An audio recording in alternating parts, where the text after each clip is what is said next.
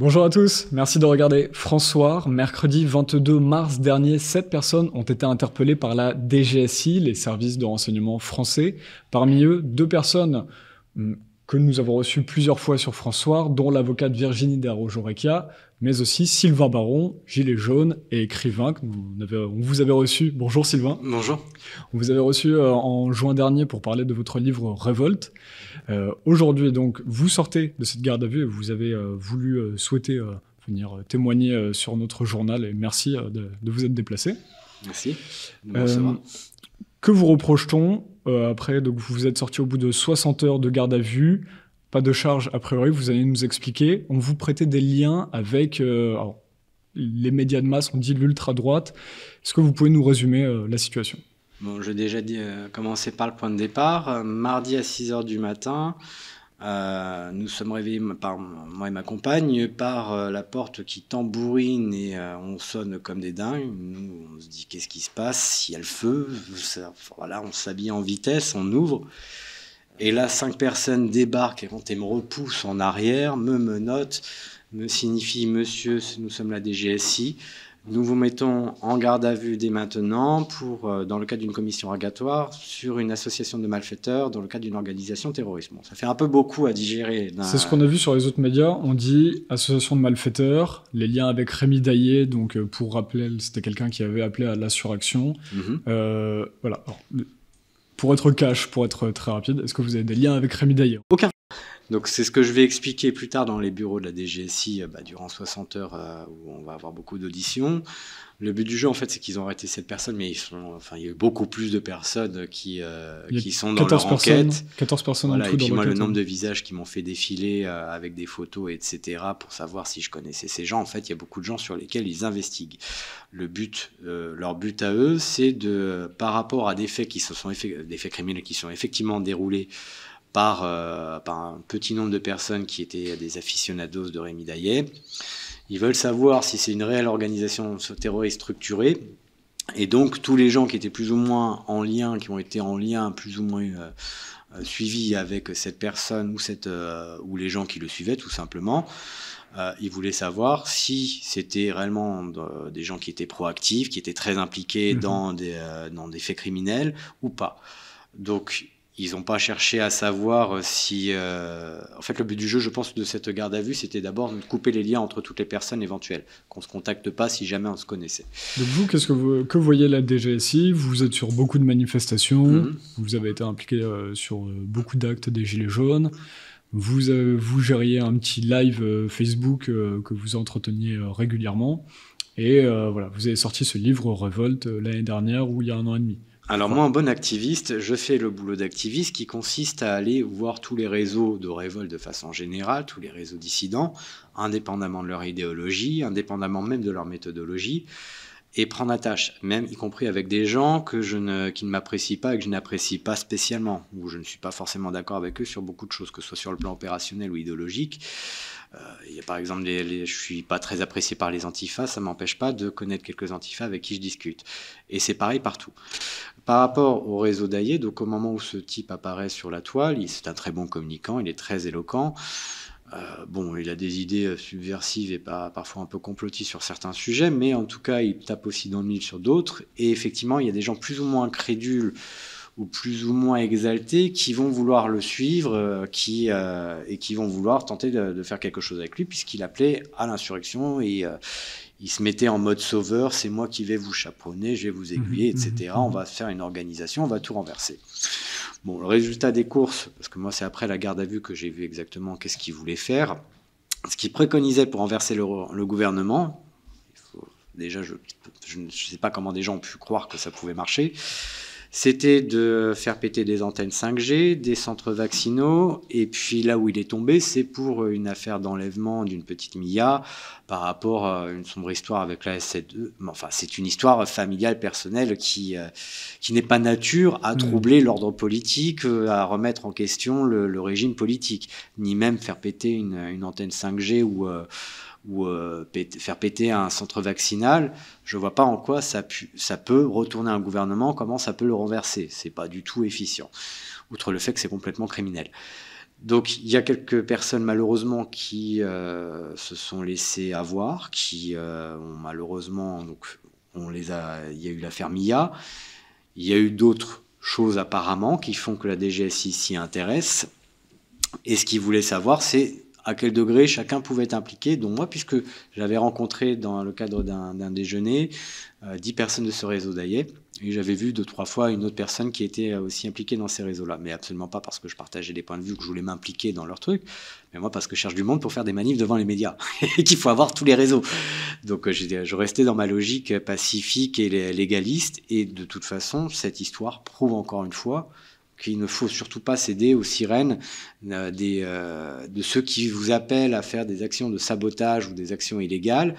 Nous avons une puissance publique qui est face à nous, nous avons toute la force de l'État, toute sa technostructure, qui vous écrasera. Si vous faites quelque chose d'illégal, de toute façon, elle vous écrasera. Mais elle ne va pas seulement vous écraser, vous, et vous amener en prison, elle va aussi souiller des tas de gens qui n'ont rien à voir avec vous, mais par lesquels vous avez été vaguement en contact à un moment, ils seront entachés. Moi, je n'ai plus de matériel informatique, je n'ai plus de téléphone, tout a été perquisitionné. Ma vie privée est fouillée par la DGSI, je suis sali, puisque quand bien même nous avons une dépêche de l'AFP qui a été reproduite pratiquement dans tous les journaux mainstream, qui nous présente tous, indépendamment, sans réfléchir, sans investigation, comme étant d'ultra-droite et complotiste. Je veux dire, c'est quoi ce jugement de valeur de l'AFP? C'est pas le boulot d'un journaliste que d'avoir des points de vue subjectifs, si on est d'ultra-droite ou pas, ça ne regarde pas, et c'est vraiment subjectif, c'est un jugement de valeur. L'AFP est censé répercuter des faits. D'ailleurs, par rapport à ça, c'est que vous êtes plutôt de gauche, on peut le dire, c'est assez public, quand on voit vos écrits ou vos idées, vous êtes... tous ceux qui me connaissent savent que alors moi je me revendique ni de gauche ni de droite avec les années, parce que malheureusement ça a perdu tout son sens. Voilà. Pas seulement par rapport au parti, mais sur le côté même... D'abord, je connais l'histoire c'est quoi l'histoire de la gauche? Son fondement, la gauche est bourgeoise. Donc c'est pas le Parti socialiste ou le Parti communiste, la gauche n'avait rien à voir avec ça au départ. Mais dans notre représentation mentale, on se dit que la gauche est plutôt sociale, écologique et plutôt à défendre les intérêts du peuple, alors que la droite, dans notre représentation mentale, c'est plutôt du côté des milieux d'entreprise et avec certains conservatismes aussi sur l'ordre moral, alors que la gauche est plus libertaire. Donc oui, effectivement, fondamentalement, j'arrive de là. Après, j'ai ma légende noire sur Internet, ou comme me disait mon avocat, Juan Branco, que je remercie énormément, ainsi que sa consoeur Louise Conto-Giannis, qui tous les deux ont assisté à toutes les auditions. Il a dit, c'est marrant, quand on tape votre nom, là, parce qu'il a pris l'affaire au vol, les 9 premiers liens, c'est pour vous salir. C'est des publications qui visent à vous salir. Donc j'ai une légende noire. Si justement on veut se rapprocher de réseaux de gauche, comment on fait quand on est sali et qu'on a une légende noire, comme quoi on serait un dangereux antisémite, un gars d'ultra-droite ou un complotiste? Il y a une mauvaise étiquette qui traîne sur Internet. Donc moi, ça fait 10 ans que je me bouffe ça. Mes dépressions politiques, c'est la deuxième fois que je fais une garde à vue pour des raisons politiques. Là, quand même, avec des questions, la DGSI, pour des accusations de... il n'y a pas d'accusation puisque toutes les charges sont levées et que même la commission rogatoire ne m'accusait de rien. Mais dans le cas d'une affaire qui vise une affaire de terrorisme, c'est pas rien. Donc, c'est quand même très salissant. Oui, pour rappel, pour la DGSI, quand la DGSI arrive chez les gens, c'est autre chose. Déjà, s'il y a un mandat d'arrêt de la police, c'est quelque chose. La DGSI, qui sont les services de renseignement français, voilà, c'est pas la brigade de gendarmerie locale ou le bureau de police local. Et ça peut, donc c'est qui est déjà impressionnant si on vient vous arrêter. Mais là, ça va jusqu'à 96 heures de garde à vue possible. C'est ça. Ils vous ont gardé 60 heures alors qu'il n'y avait pas de charge à la fin. Il n'y avait aucune charge qui a été retenue contre moi. Et vous me disiez à la fin, vous étiez prêt à parler. Ah, oui. En fait, ils m'ont convoqué, et j'ai déjà eu plusieurs convocations d'audition libre pour d'autres affaires, j'ai toujours répondu. S'ils ont investigué réellement depuis 1 an, depuis ces faits-là, sur les personnes, donc par exemple cette avocate ou moi-même, ou bien d'autres personnes dont on ne parlera malheureusement pas parce qu'ils n'ont pas, comme nous, un tout petit peu de notoriété, donc de réseau de solidarité pour surveiller ce qui se passe. D'ailleurs, j'affirme qu'il reste ici encore 2 personnes dans le cadre de cette enquête qui sont en garde à vue. Personne ne les connaît, personne ne sait pourquoi. Je ne sais pas quel est leur niveau d'implication et je ne juge pas, mais simplement, eux n'auront pas le droit à l'attention altermédiatique ou même des réseaux de soutien que moi j'ai pu avoir, ou l'avocate Virginie de Arrojo. Donc je demande à tous d'y faire gaffe. Mais ces gens-là, en fait, nous accusent, nous salissent, nous mettent dans des conditions de garde à vue qui sont extrêmement éprouvantes et qui sont à la limite de la torture, parce que nous avons d'abord le premier problème de la garde à vue, c'est la privation sensorielle. Vous restez 10 minutes à ne rien faire dans une cellule, vous vous emmerdez. Vous restez plusieurs heures et pendant plusieurs jours à ne pouvoir rien faire, vous n'avez pas le droit d'avoir un bouquin, un magazine, ne serait-ce que ça pour essayer de vous distraire, essayer de penser à quelque chose, focaliser votre attention sur quelque chose. Vous ne pouvez pas bouger, vous ne pouvez pas sortir fumer une clope à l'air libre, ne serait-ce qu'une fois dans la journée. Vous ne pouvez converser avec personne, vous n'avez pas de télé, vous n'avez rien. Vous êtes enfermé pendant 60 ans. Voilà, dans une cellule qui est humide, froide, avec une couverture pourrie, un matelas pourri où vous êtes mal. Et encore une fois, le plus dur, c'est la privation sensorielle, qui est considérée à la base comme une forme de torture. Donc ça, c'est les vraies conditions. Avec toute la charge mentale, on vous dit, vous êtes accusé... alors, pardon, mais parce que je dois poser des questions creuses. Nous, si on a accepté de faire cette interview par rapport à ce que vous disiez tout à l'heure, c'est aussi parce que on voit bien que ça peut salir la réputation de personnes. Nous, on avait vu vos travaux avant. Personnellement, vous avez plusieurs fois, on a pu avoir des échanges sur des manifestations, on parlait de société. C'est pareil avec Virginie Desarrougeaux-Reca, l'avocate, qui a été libérée en même temps que vous, à peu près hier. On fait cette interview vendredi soir. C'est que ça peut atteindre la réputation des gens. Tout à fait. Est-ce que d'ailleurs les médias, donc Le Parisien, Libération, tous ces médias qui nous ont insultés d'ultra-complotistes et d'ultra-droite, là, est-ce que ces médias vont nous donner un droit de réponse? Est-ce que ces gens-là vont... Vous leur demandez un droit de réponse? Moi, j'aimerais bien que ces gens-là, en fait, se posent la question de savoir qui on est réellement et nous invitent à nous exprimer pour savoir quelle est notre réelle relation, déjà. Voilà. Est-ce qu'on est vraiment liés? Est-ce que nous rappeler quand même qu'on a été relâchés sans aucune charge retenue contre nous? On a le droit quand même de redevenir innocent devant l'opinion publique. Donc vous demandez à l'AFP, Libération... Voilà. Déjà d'arrêter de se comporter comme des militants. Les propos de dire un tel est complotiste, un tel est d'ultra-droite, ou un tel est ceci, ou un tel est cela, tout ça c'est de la subjectivité. Ce ne sont pas des faits. Moi, quand on discutait tout à l'heure de gauche ou de droite, selon le point de vue, il y a des gens qui vont me salir, qui vont dire ce mec est de droite parce que si, parce que ça, il a dit ceci ou cela, sorti de leur contexte. C'est un point de vue. Les gens qui me connaissent mieux diront bah non, en fait, t'es de gauche, je comprends pas pourquoi. Bon, donc ça, c'est un point de vue de dire que quelqu'un est complotiste ou pas. Si vous intéressez pas à un sujet et que quelqu'un est très intéressé, pour les histoires de 5G, j'en ai rien à foutre moi personnellement. Mais il y a des gens qui sont très à fond là-dessus. Ils vont être qualifiés de complotistes, peut-être pour certains à raison parce qu'ils vont trop loin dans leur délire, et d'autres à tort parce qu'en fait ils sont extrêmêt bien renseignés sur le sujet et qu'ils essayent d'être des lanceurs d'alerte sur un sujet qui préoccupe de santé publique. Ça a été la même chose avec le Covid. Tous les ce qu'ils ont appelé les Covido-sceptiques ou les anti-vax, ou alors qu'on n'était plus anti-pass, on était des complotistes. Il y a un moment, on a envie de dire, vous vous foutez de nous, quoi. On alerte sur un problème de santé publique, sur des conflits d'intérêts, sur le fait qu'on veuille qu'on abolisse un certain nombre de libertés civiles, et vous nous qualifiez de complotistes. Non, mais c'est pas du travail sérieux. C'est pas du travail journalistique. Un journaliste peut à la rigueur émettre une opinion en fin d'article rapidement, mais au moins il donne les faits, il donne il donne à tout le monde sa chance de pouvoir s'exprimer équitablement. Là, c'est du boulot de sape. C'est pour salir et pour démoraliser aussi, je pense, de la part du gouvernement, parce que on est en pleine période électorale. Des agitateurs comme moi ou cette avocate Virginie Desarrougeaux qui était juste défenseur en fait dans des intérêts en tant qu'avocate. Parce qu'elle elle défendait Rémi Daillé, voilà. Mais dans les en tant qu'avocate. Voilà, elle n'était pas du tout impliquée. Elle a ses propres causes, notamment elle a beaucoup agi sur les questions du Covid et libertés civiles abolies. Là, c'est vraiment son truc. Mais Rémi Daillé, elle agissait plus en tant que conseil juridique et absolument pas en tant que militante qui veut s'impliquer dans des entreprises terroristes. Elle est avocate, elle est pas con. Bon, donc ces gens-là sont juste des agitateurs comme je le suis, mais qui ne sont pas du tout dans une ligne agressive ou illégale ou criminelle, enfin que sais-je. Mais par contre, quand on leur supprime tous leurs moyens de travailler, leurs ordinateurs, leurs portables, en pleine période électorale, quand on les salit en place publique en disant, regardez, ils ont été arrêtés, et puis allez hop, on vous dit tous, on vous lâche un pâté, tous ces gens-là sont de l'ultra-droite et complotistes.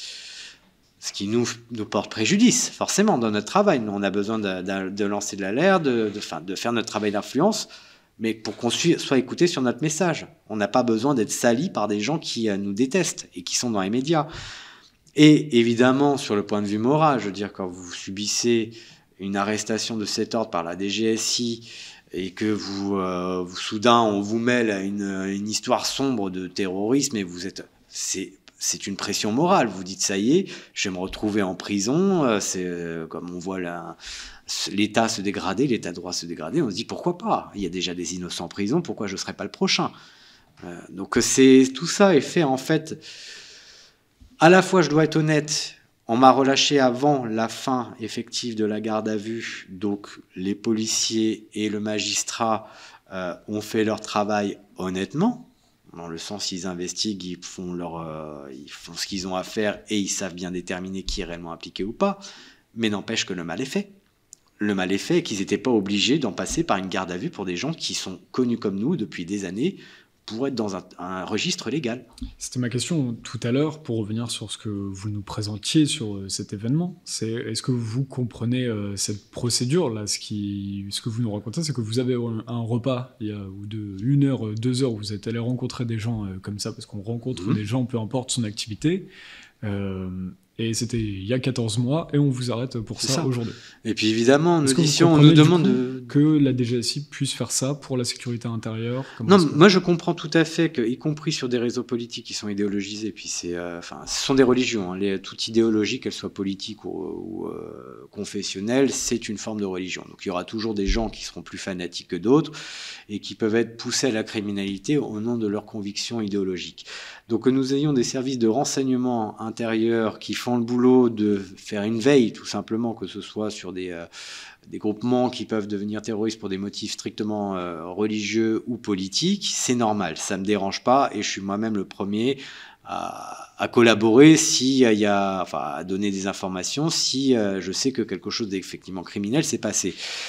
Mais je suis connu pour être quelqu'un qui, depuis plus de 12 ans, fait des actions strictement légales, qui appelle à la légalité de toutes nos actions parce que nous n'avons aucun rapport de force à faire valoir une puissance publique qui elle a tout. La police, la justice, les médias, ils ont tout contre nous. Nous n'avons pas de possibilité de faire des choses qui relèvent du sabotage ou de choses comme ça parce que nous sommes foutus d'avance. Donc là, ça veut dire que quand des gens suivent parce qu'ils sont trop énervés, quelques gourous qui vont leur dire allez mener des actions de sabotage ou des choses comme ça, non seulement eux, ils risquent de se retrouver en prison, si vous voulez être utile à la cause, ils ne le seront plus parce qu'ils sont emprisonnés. Quelqu'un qui est en prison, il ne peut pas être utile, il faut être clair. Ils vont en plus entacher des tas de gens autour d'eux sans s'en rendre compte parce que dès que vous avez été en contact avec quelqu'un qui a commis un acte illégal, il est logique que des enquêtes de police puissent dérouler les liens et vérifier quel était le niveau d'implication. Mais quand bien même nous on ressort sans charge, on a vécu l'épreuve d'une garde à vue dont on se serait bien passé, d'une arrestation éprouvante elle-même dont on se serait bien passé, c'est traumatisant quand même de voir des gens prêts à défoncer la porte avec des cagoules, de se dire oula, l'antiterrorisme chez moi, c'est éprouvant. Et puis surtout, on reste sali. Les gens qui vont vouloir entrer dans ce registre-là savent très bien que nos médias actuellement sont tenus par des journalistes qui eux-mêmes n'ont plus de sens éthique et déontologique par rapport à leur métier. Donc le but du jeu, si c'est se tirer une balle dans le pied, de fusiller toute la dissidence qui travaille à une réelle insurrection, mais entre guillemets en bon ordre, ils s'y prennent pas mieux. Non seulement eux-mêmes vont se retrouver avec des graves soucis de justice, mais il y a des tas de gens qui n'ont rien à voir, qui vont être entachés. Et ça fait très plaisir à ceux contre lesquels on lutte. Donc c'est pour ça que j'appelle tous les gens, encore une fois, à vous méfier de tous ceux qui vous appellent à faire des actions illégales. On peut faire une révolution, on peut renverser notre tyrannie, mais on est sans passer par les scrutins, mais on n'a pas besoin de verser dans l'illégalité. Nous avons des outils de travail qui peuvent mettre une pression monumentale, générer une crise politique majeure, sans passer par des actions illégales. Ça fait 12 ans que je le dis. Comment ça se fait que la DGSI n'était pas au courant? Pourquoi m'ont-ils mis en garde à vue alors qu'ils sont censés être les mieux renseignés sur des activistes de mon calibre? Quand même, ils avaient lu mon bouquin. Ça fait 12 ans qu'ils voient bien que je suis quelqu'un qui fait que des actions légales. Comment ça se fait? Et que je défends ce positionnement. Pourquoi faire une garde à vue? Et pareil avec une avocate. Il y a un moment, c'est vexatoire. C'est fait exprès. Et d'abord, je voudrais juste rappeler encore une fois, il y a 2 personnes qui sont en garde à vue. Encore une fois, ils n'ont pas de réseau de solidarité. Donc, ils ont moins de médiatisation. Voilà, je ne sais même pas qui sont les noms. Je ne sais pas non plus les niveaux d'implication, mais au moins que les gens gardent une vigilance pour ceux qui nous ont soutenus. Je remercie d'ailleurs. Du coup, ils feront sûrement les 96 heures de garde à vue de la DGSI. Très probablement. Après, je ne sais pas à quel moment ils sont entrés en garde à vue, mais apparemment. On enregistre, on est vendredi soir là. Voilà. Ensuite, je voudrais remercier tout simplement Juan Branco qui est venu nous défendre donc avec sa consoeur Louise Conto-Gianis qui a répondu présent dès le départ. Il y a une petite cagnotte Litchi qui a été ouverte parce qu'honnêtement je suis trop fauché pour pouvoir régler les frais d'avocat. Ils sont pas énormes parce que Juan Branco, tel qu'il nous l'a expliqué, c'est plus par la vente de ses livres Abattre l'ennemi et Crépuscule qui peut se permettre soit de faire gérer gratuitement des affaires, soit à petit prix. Donc les honoraires sont pas énormes, mais n'empêche qu'il y en a un petit peu.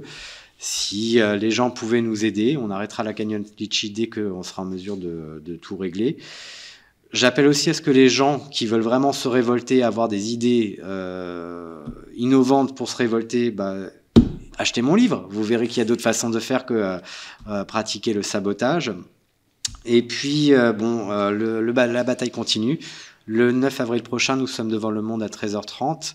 Et voilà, j'invite tous les gens à venir nous rejoindre si vous en avez marre justement de ces médias qui se permettent de salir, de faire de la propagande, de pratiquer de la censure aussi. C'est par là qu'on reprendra le contrôle.